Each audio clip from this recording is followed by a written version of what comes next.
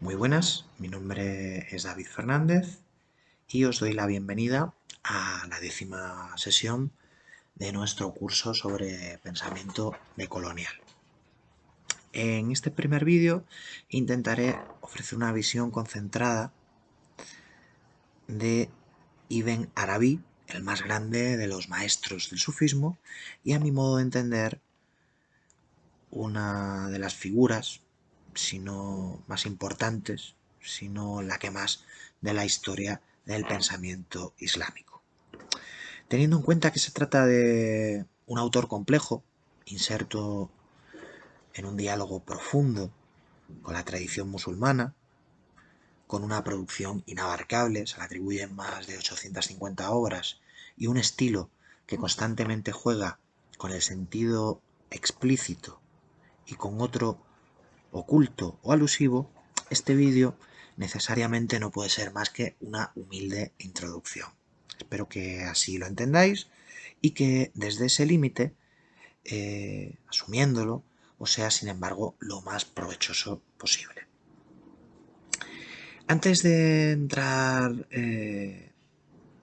propiamente en la propuesta de Ibn Arabi, en su visión de la realidad, es necesario que hagamos algunos comentarios, que hagamos una breve introducción, que hablemos del Islam, del Corán y de su profeta Muhammad. Y esto es importante porque la visión que usualmente se maneja en el mundo occidental acerca del Islam, entiendo que debe ser contrarrestada aquí. Siempre es importante esto cuando se trata de acercarse a Ibn Arabi, y en este curso, que además se escribe en el ámbito de la crítica decolonial, creo que es especialmente relevante. Señalaré así pues una serie de aspectos que considero que hay que tener en cuenta acerca de la figura del profeta del Islam, de Muhammad; en segundo lugar, del Corán; y tercero, hablaré un poquito brevemente acerca del sufismo. Todo esto ya antes de entrar en Ibn Arabi.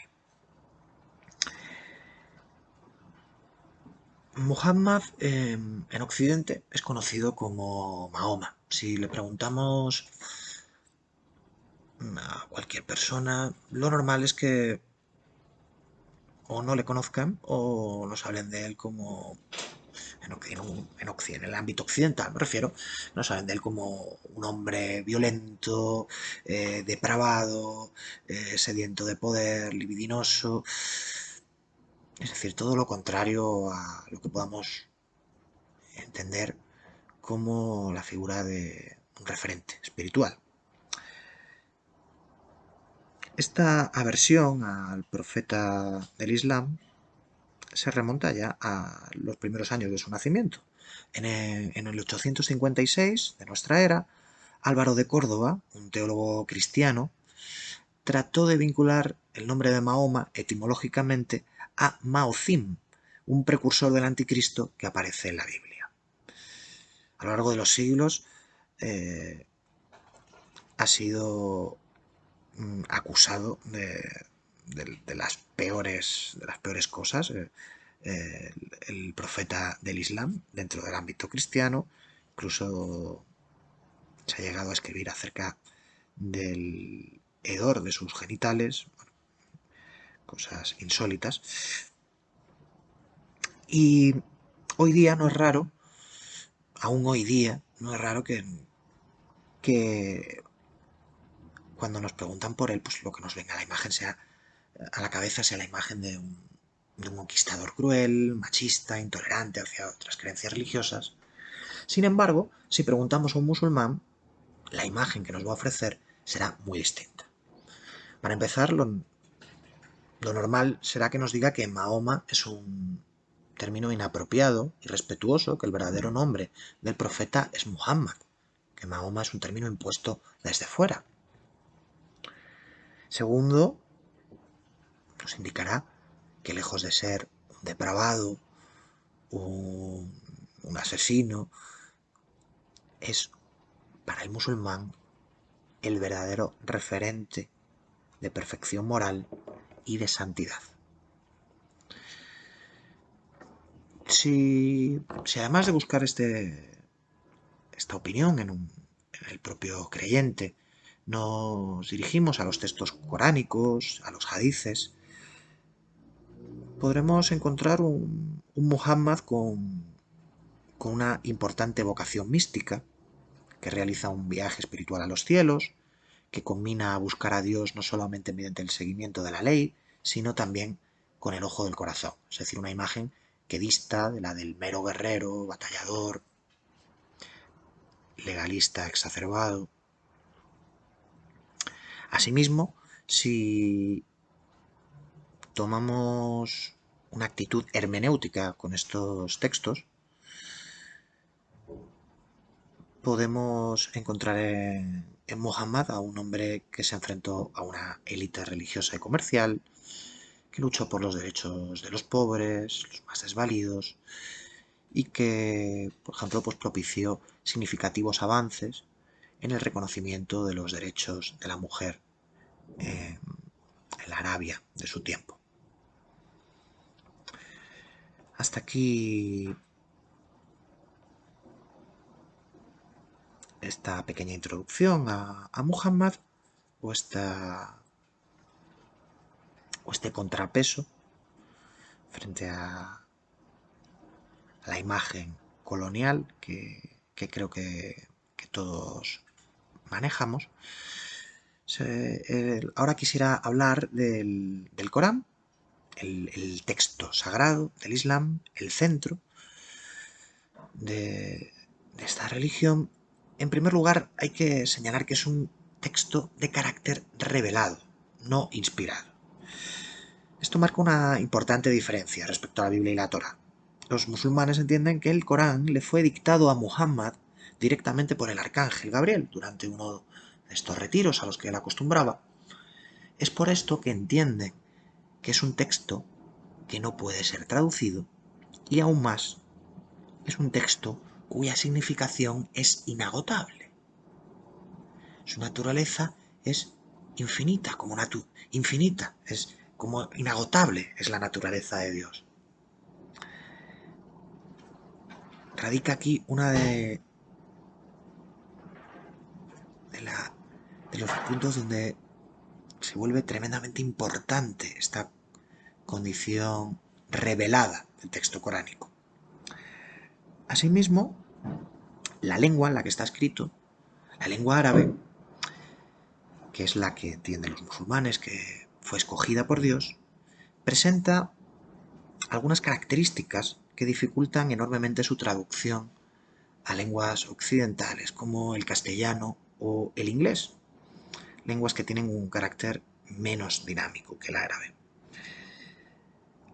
Para que esto se entienda mejor, voy a explicaros un fenómeno de la lengua árabe, que es el de la interreferencia léxica. En árabe, la mayor parte de las palabras tienen 3 o 4 consonantes. Las palabras que comparten consonantes en un mismo orden se agrupan en lo que podríamos llamar una familia de significados, una constelación.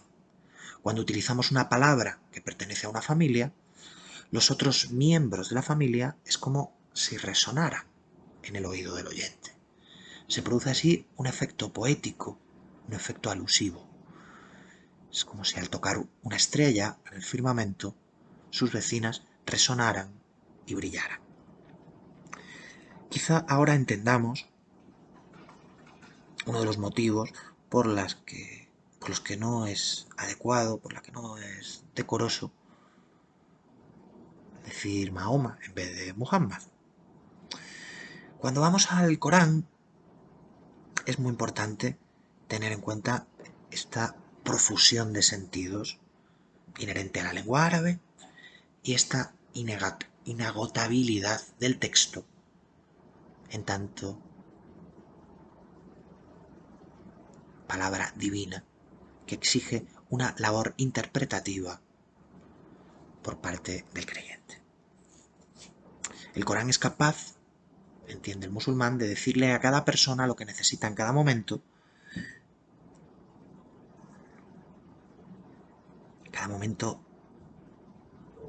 en cada cultura, un carácter transhistórico, transcultural, y requeriría esto sí, del lector un esfuerzo interpretativo, lo que en árabe se llama una ijtihad. Asimismo, el Corán podríamos decir que es un libro musical, está hecho para ser cantado, ser recitado, y aunque incluye diversidad de registros, histórico, político, prosaico, poético, simbólico, legal, podemos apreciar una musicalidad que late en su fondo y se manifiesta en el culto. En cuanto a su temática, es un libro obviamente que se inscribe en la tradición semita, narra algunos hechos comunes a a las otras dos religiones del libro, al judaísmo y al cristianismo, y también se hace cargo, por supuesto, de hechos de la vida de Muhammad y del desarrollo de la comunidad y de la fe musulmana. La enseñanza fundamental del Corán es el sometimiento a Dios.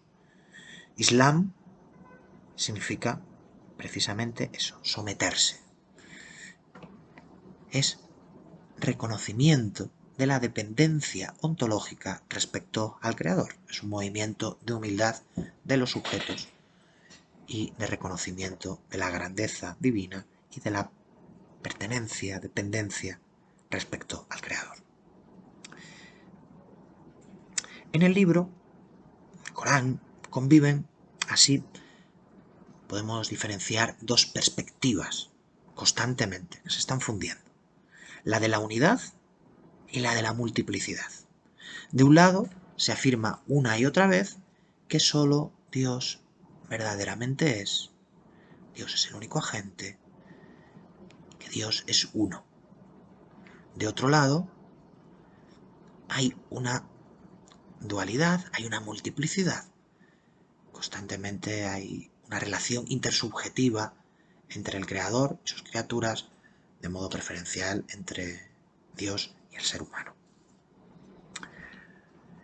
Esta relación entre el Creador y lo creado se plantea fundamentalmente en términos de amor. Dios crea el mundo en tanto al-Rahman, un término que podríamos traducir como el omnimisericordioso. Al-Rahman significa un amor incondicional, omnicomprensivo, un amor por el que Dios le dice sí a todo y le regala la existencia a todo lo que puede ser.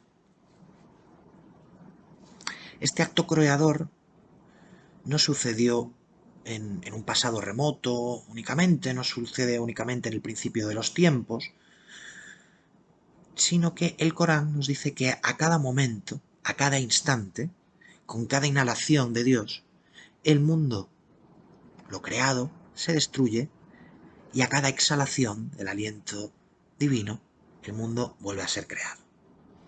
Hay así una acción constante de Dios en el sostenimiento del mundo, un amor en constante servicio, un Dios que acompaña a lo creado en todo momento, que le permite subsistir. Y hay también una concepción del tiempo que dista mucho del tiempo cronológico propio de la racionalidad moderna. Es un tiempo del instante, tiempo cualitativo, frente a la indiferenciación del tiempo de Cronos.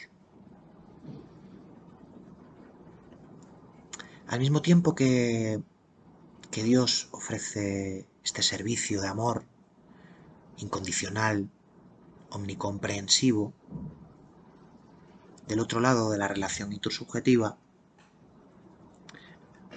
el Corán nos dice que todo lo creado alaba a Dios, solamente por el hecho de existir. Desde las rocas de las montañas, al agua de los manantiales, las flores de los bosques, los animales del cielo, la tierra, los mares, los seres humanos, los jinns, los genios, todo lo creado simplemente por el hecho de existir, celebra a Dios, celebra su gloria y la agradece. Se produce así un doble juego de amor, entre el amor del Creador y el amor de las criaturas que, con su simple existir, celebran y agradecen el don divino. Además de este modo de adoración que podríamos considerar como esencial y perteneciente a todo lo creado, el ser humano ocupa una posición especial dentro de la creación. A él le corresponde una responsabilidad singular, en tanto él está hecho según la forma de Dios. Esta responsabilidad en el Corán se articula en 3 dimensiones. De un lado está la ley. El Corán establece una serie de normas que el ser humano debe cumplir para satisfacer la voluntad de Dios. Este será un modo de amarle, de corresponder a su amor. Un modo de, humildemente como siervos, someterse a la voluntad del amado. De igual modo, el Corán invita al ser humano al cultivo del conocimiento racional. Llama a un conocimiento de lo exterior que haga del hombre un vicerregente, un jalifa de Dios en la tierra, y a observar los signos de la naturaleza y descubrir en ellos cómo remiten al Creador. En tercer lugar, además de la legalidad y el conocimiento racional, el Corán invita, como señalamos a propósito de Muhammad, a practicar la vía del corazón. Se nos dice así que Dios es mucho más vasto que todo lo creado, pero que el corazón del ser humano es capaz de abarcarle por completo. Se nos dice que allá donde miremos podremos encontrar la faz de Dios y que Dios está más cerca de nosotros que la propia vena yugular. De acuerdo a la perspectiva de la unidad que mencionábamos anteriormente, solo Dios en realidad existe. El Corán se asemeja aquí a las perspectivas trascendentalistas del judaísmo rabínico, Dios como absoluto, trascendente, absolutamente inaccesible. De acuerdo a la perspectiva de la multiplicidad, de la relación intersubjetiva, hay una relación de amor entre el creador y lo creado. El Corán muestra una serie de teofanías, manifestaciones mediante las que Dios se le hace visible al hombre. Esto es lo que permite descubrir el ojo del corazón. Para terminar con esta pequeña introducción al Corán, frente a quienes pretenden leerlo como un libro cerrado, fijo, creo que es muy importante traer estos elementos que aquí hemos resaltado. La inagotabilidad del texto, la interreferencia léxica de la lengua árabe, la musicalidad coránica, convivencia de perspectivas contrapuestas, la llamada a la interpretación constante, la ijtihad, y la misma condición dinámica del universo que es recreado a cada instante por obra del amor omnimisericordioso de Dios. Vamos ahora con unas breves palabras sobre el sufismo para completar esta introducción antes de sumergirnos en Ibn Arabi. El sufismo ha sido tradicionalmente presentado en Occidente como la corriente mística del Islam. Es habitual hablar así de él. En algunos momentos se ha presentado incluso como una herejía, producto del contacto con otras cosmovisiones. En nuestra sesión sincrónica tendremos tiempo de ocuparnos de esto y mostrar cómo hay un problema de colonialidad detrás de estas visiones. Por el momento me gustaría apuntar cuál es el modo de autopresentarse a sí mismo de los sufíes. En vez de valernos por las representaciones que se hacen de Occidente, cómo ellos se significan. Y la respuesta es que ellos se significan como musulmanes, como un linaje espiritual que se remonta al propio Muhammad. Muhammadíes es un nombre que a veces reclaman. Muhammad sería el primer sufí, alguien que fue transmitiendo de generación en generación ese modo de conocimiento del ojo del corazón, que ya hemos visto, viene también recogido en el Corán. El sufí, sin menospreciar la importancia del seguimiento de las normas ni del desarrollo del intelecto, busca la aproximación a Dios a través del amor, el conocimiento de Dios a través del ojo del corazón. Está tremendamente alerta ante la posibilidad de la manifestación de lo divino.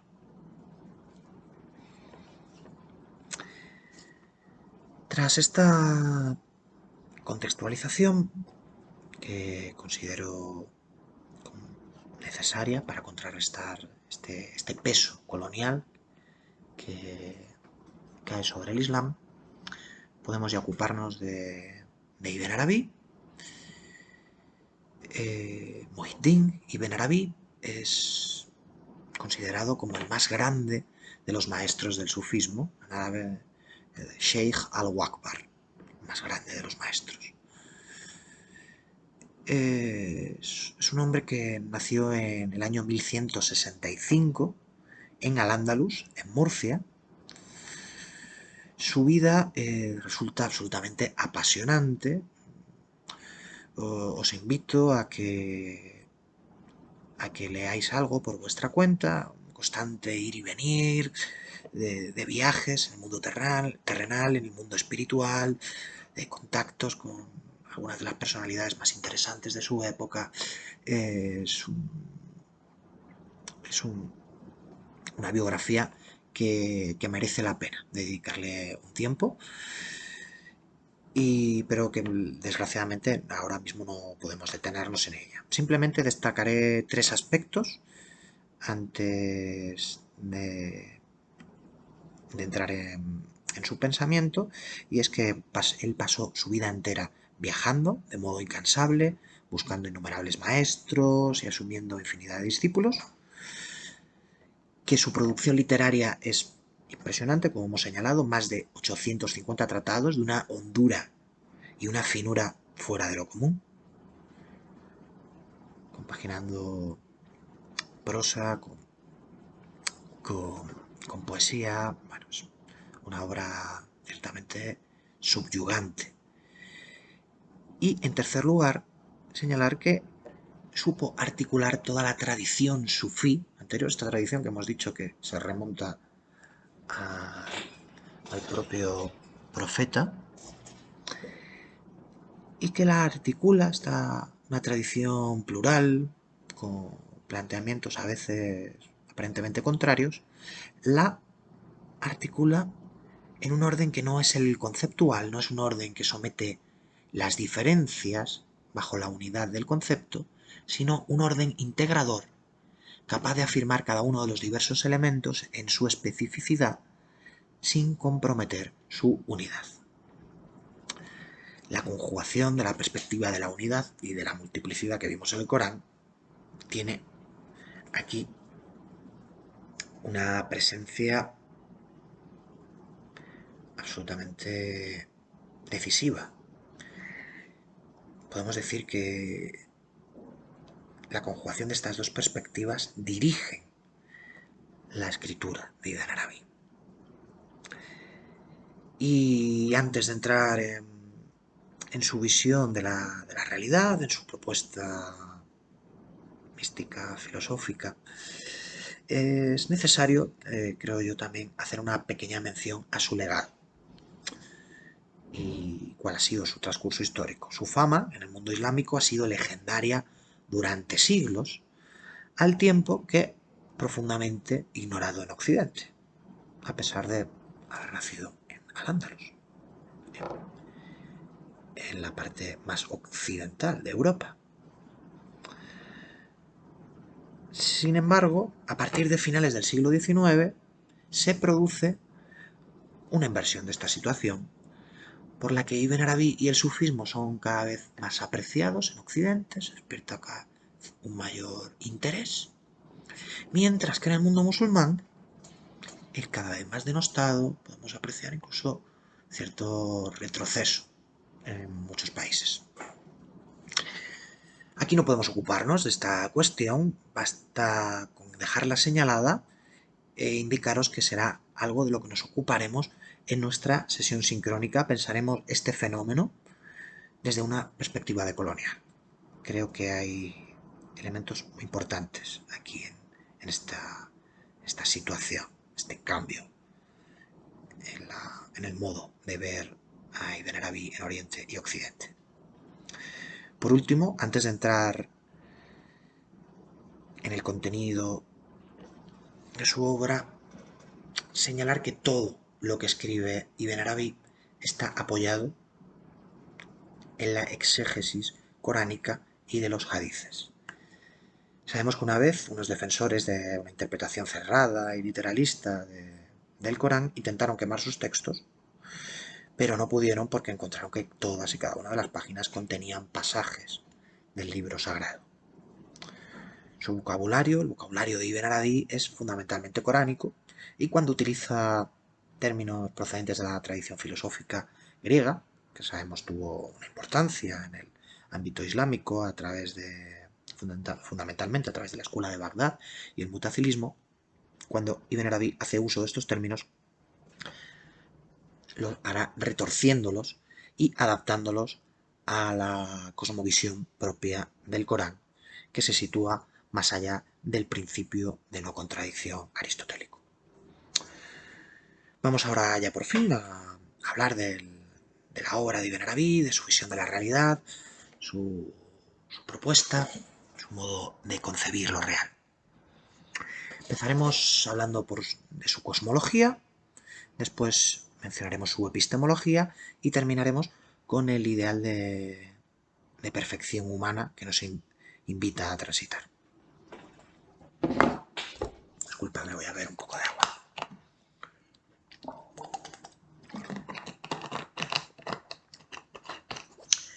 La cosmología de Ibn Arabi parte de la idea de Dios como absoluto, como el único ser verdadero, autosubsistente.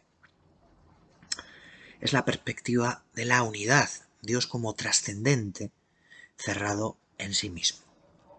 Por amor, como al-Rahman, Dios decide regalar la existencia a lo creado, veíamos antes, y se produce una suerte de movimiento descendiente en el grado de realidad.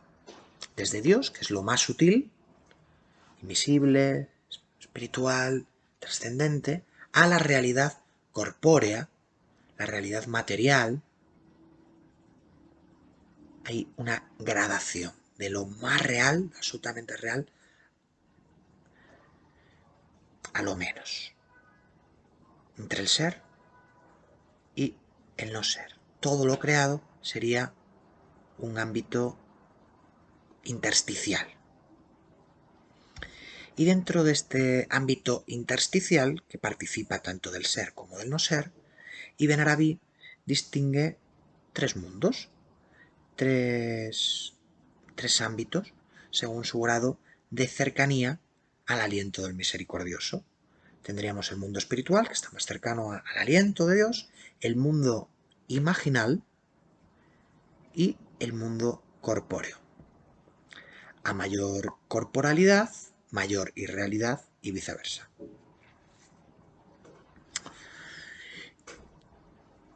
Esta concepción de Ibn Arabi ofrece un esquema muy similar a otras grandes tradiciones, de acuerdo a la cual lo que el hombre percibe es una ilusión. El estatuto de lo creado, en relación al creador, es el mismo que el de un sueño en relación al que sueña. Es como si todo lo creado, entiende Ibn Arabi, fuese un sueño. en la mente de Dios. Y lo que percibe el ser humano sería, de este modo, nos dice el maestro sufí, sueño dentro de sueño. ¿Quiere decir con esto que estemos condenados a la ignorancia? No, realmente. Hay más bien en Ibn Arabi un señalamiento de la imposibilidad de un conocimiento absoluto. Pero no quiere decir que no haya posibilidad de conocimiento. Es así interesante introducirnos en su epistemología. Él distingue dos facultades cognoscitivas en el ser humano. La facultad intelectual, aql, y la facultad imaginal, hayal. La facultad intelectual, el intelecto, nos permite dominar el mundo, permite manipular los elementos de la creación, el mundo, fijarlos con conceptos y también nos permite conocer a Dios de acuerdo a su incomparabilidad, en su negatividad, en su trascendencia radical, podríamos decir. Tenemos aquí un método de conocimiento de lo divino, de aproximación a lo real, muy similar al de la teología negativa. Dice Ibn Arabi que con el intelecto miramos el mundo y vemos que nada es como Dios. Dice él, miramos algo y decimos, no es Él. Miro el manantial de agua y digo, con la razón, no es Él. Pero por otra parte, el ser humano está dotado de otra facultad, que es la facultad imaginal, el hayal. Es una facultad que le permite al hombre considerar el mundo en su similaridad a Dios. Permite reconocer en él la presencia de lo divino, la manifestación de Dios. Esta es la visión del corazón, de la que hablábamos a propósito de Muhammad y del Corán. Por ella el amante reconoce al amado en toda forma. Lo creado es Él. Si antes el manantial de agua era no Él, el ojo del corazón nos muestra en qué sentido ese manantial es Dios. Es de este modo, esta facultad imaginal, este ojo del corazón, la herramienta que permite al ser humano seguir la invitación coránica a conocer a Dios a través de nuestros corazones. Para acceder a esta mirada singular, dicen los sufíes que hay que atravesar un mar en llamas.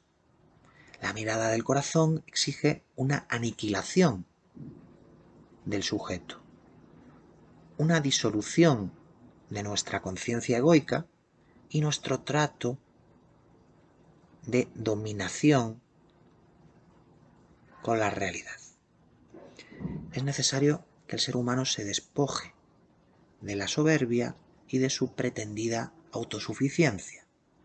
Aquí entra de nuevo el Islam como sometimiento, como reconocimiento humilde de la dependencia ontológica del ser humano respecto al Creador, respecto al todo.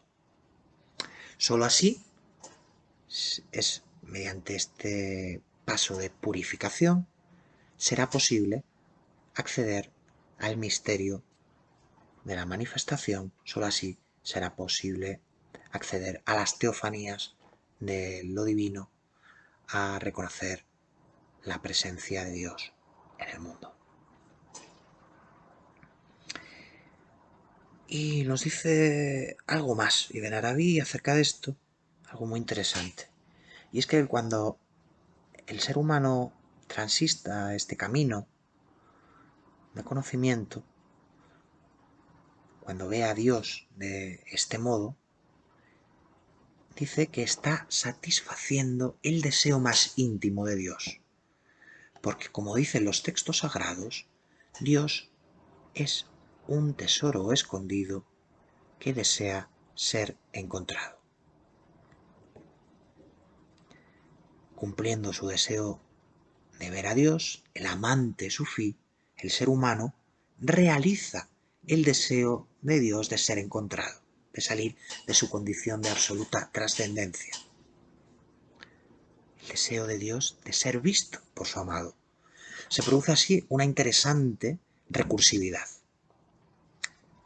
Un círculo amoroso que no olvidemos debemos poner en juego con la perspectiva de la unidad, esta perspectiva por la que decíamos que solo Dios es. De acuerdo a esta, en realidad es Dios quien se está amando a sí mismo. Si solamente Dios es, como que tenemos constantemente un juego entre perspectivas aparentemente contradictorias. El modelo de perfección humana para Ibn Arabi es precisamente el de aquel que asume amorosamente la voluntad de Dios, la dimensión legal del Islam, que cumple esas normas para cumplir la voluntad del amado, y que combina estas dos facultades cognoscitivas, que combina la luz de la razón, del intelecto, y la luz del corazón, la luz de lo imaginal. Aquel que es capaz de reconocer en todo la faz de Dios y reconocer al mismo tiempo que nada es como Dios. El ser humano como el que conjuga la unidad y la multiplicidad, conciliación amorosa del sí y del no.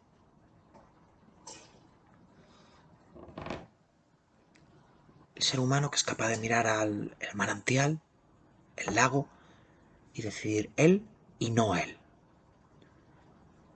Y en esa conjunción, quedaos porque es muy importante, es la clave, es el movimiento de amor. No hay aquí síntesis dialéctica, un estilo hegeliano. No hay aquí una superación de la contradicción, sino una articulación amorosa que es posible gracias a la conjunción y. En árabe es wa. Tenemos así, pues, un sí simultáneo a dos visiones contrapuestas.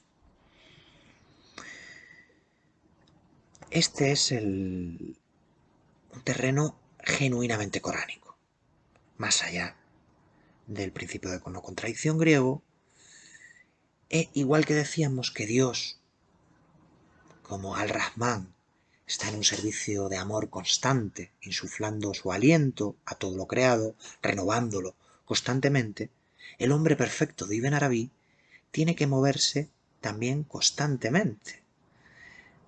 Es una perspectiva absolutamente dinámica de servicio amoroso.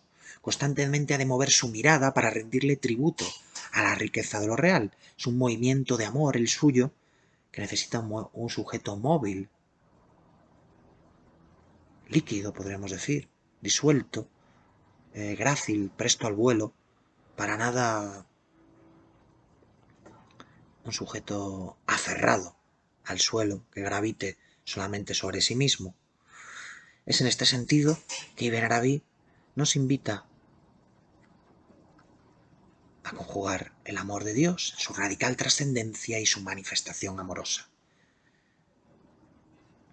A buscar la nada, la aniquilación del sujeto y al mismo tiempo que es un hundimiento en uno mismo y al mismo tiempo nos invita a elevarnos, a ascender al encuentro, el encuentro amoroso, la cámara nupcial donde se produce el encuentro entre el amante y el amado.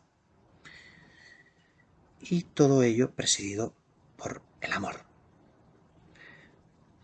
Nos dice, muy importante, dice, cuidaos de limitar vuestra creencia, cuidaos de limitar vuestra